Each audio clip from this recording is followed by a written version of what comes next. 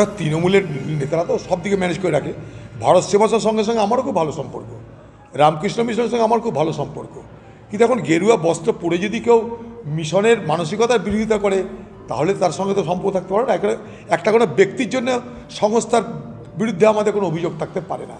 কোনো ব্যক্তির বিরুদ্ধে অভিযোগ থাকতেই পারে, সংস্থার বিরুদ্ধে অভিযোগ থাকতে পারে না। তাই স্বাভাবিকভাবেই এই পদ্ম পুরস্কার দেওয়া নিয়ে এই সরকার ক্ষমতায় আসার পর থেকে এই পদ্ম পুরস্কারটাকেও পলিটিসাইজেশন করা হচ্ছে, রাজনীতিকরণ হচ্ছে। কাছের লোক পাবে যারা এই ভাবাদর্শে, আরএসএসের ভাবাদর্শে, বিজেপির ভাবাদর্শে বিশ্বাস করে, তাদের জন্য পুরস্কার। আর বাকি যারা বিরোধিতা করে তাদের জন্য তিরস্কার। প্রতিবাদ করলে তিরস্কার, আর সরকারের সঙ্গে হ্যাঁতে হ্যাঁ বললে, সরকারের তোষামদি করলে পুরস্কার। তোষামদের নাম পুরস্কার, অন্যায় বিরোধিতা করার নাম তিরস্কার। তাই গুরুত্ব থাকছে না এই পদ্ম পুরস্কারের। এটুকু বলতে না, বাংলার মুখ্যমন্ত্রী সে একটা স্বৈরাচারী শাসক, যেহেতু তার বিরুদ্ধে আন্দোলন হয়েছে তাদেরকে বদলা নিতে চাইছে। এটা একটা নিকৃষ্ট মানের প্রতিহিংসার রাজনীতি। যারা যারা প্রতিবাদ করেছে তারা মুখ্যমন্ত্রীর কাছে তারা শত্রুর পর্যায়ে পৌঁছে গেছে। তাই তাদেরকে জুলুম করে দুর্বল করা, তাদেরকে জুলুম করে ক্ষতিগ্রস্ত করা, এটা শুধু স্বৈরাচারী নয়, এক নিকৃষ্ট প্রতিহিংসাপরায়ণ মানসিকতার একটা কদর্য প্রদর্শন বলে আমি মনে করি। আরে ওটা যার কথা বলছেন হাকিম, সে চোর একটা। সে তো হাকিম মানে বুঝে চোর একটা। সারা কলকাতা চুরি করছে, দিদিকে ভাগ দিচ্ছে।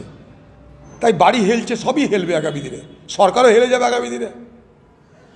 চোরদের ক্ষমতা বসিয়েছে, যে বসেছে চোর তার বিরুদ্ধে তদন্ত হোক। হাজার হাজার কোটি টাকা সে মালিক হয়েছে দিদির দয়াতে।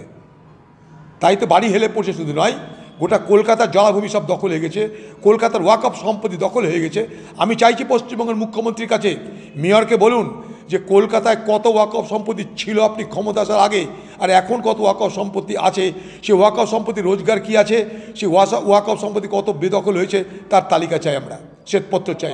এগুলো মুখ্যমন্ত্রী মমতা ব্যানার্জির নির্দেশে ফিরহাদ হাকিম এই ভয় দেখানোর হিম্মত পাচ্ছে। বাংলার মুখ্যমন্ত্রী আপনি এগুলো করবেন না, এটুকু বলতে চাই। তিলোত্তমা, তার পরিবার, তাদের সকলের সঙ্গে আমরা আছি। আর এই একটা আপনার দলের এই মেয়র, এই চেয়ারে কখনো ভারতবর্ষের বিখ্যাত ব্যক্তিরা বসেছিল, তার জায়গায় কাকে নিয়ে এসছেন আপনারা নিজেরা দেখুন।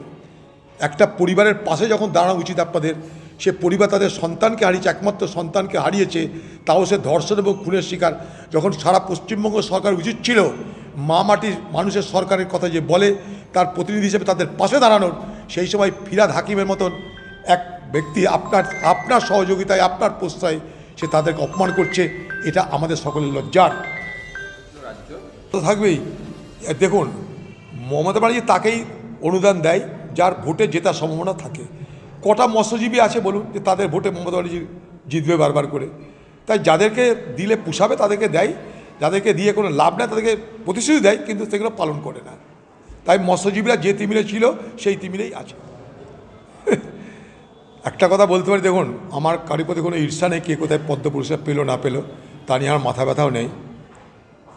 কিন্তু আমরা সবাই জানি যে পদ্ম পুরস্কার, পদ্মশ্রী পুরস্কার, পদ্মভূষণ পুরস্কার এগুলো গুরুত্বপূর্ণ ব্যক্তিদেরকে দেওয়া হয়, বিখ্যাত ব্যক্তিদেরকে দেওয়া হয়।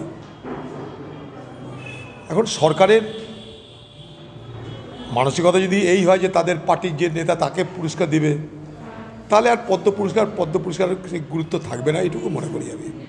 কারণ যাদেরকে দেওয়া হচ্ছে এগুলো ভালো করে কমিটি তো তৈরি, এগুলো দেয়, সেই কমিটিতে রাজনৈতিক প্রভাব বাড়ানো হচ্ছে, পলিটিক্যাল ইনফ্লুয়েন্স হচ্ছে।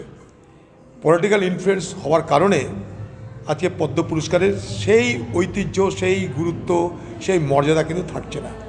আস্তে এই কথা বলে না, আসতে আমি প্রেস করছি তো, মানে মহারাজের মতন ব্যক্তিকে যাকে নিয়ে এত হইচই হচ্ছে, আমি তো সেটাই বললাম যে পদ্ম পুরস্কার আর মর্যাদা থাকছে না, এটাই বলতে চাই। অবশ্যই দেখুন, তৃণমূল জড়িত যেখানে সেখানে ভয়ভীতি প্রদর্শন আছে, সেখানে প্রলোভনের ব্যাপার আছে। তাই ভীতি প্রদর্শন এবং প্রলোভন এই দুয়ের শিকার, তার কারণেই সেখানে তদন্ত হয় না।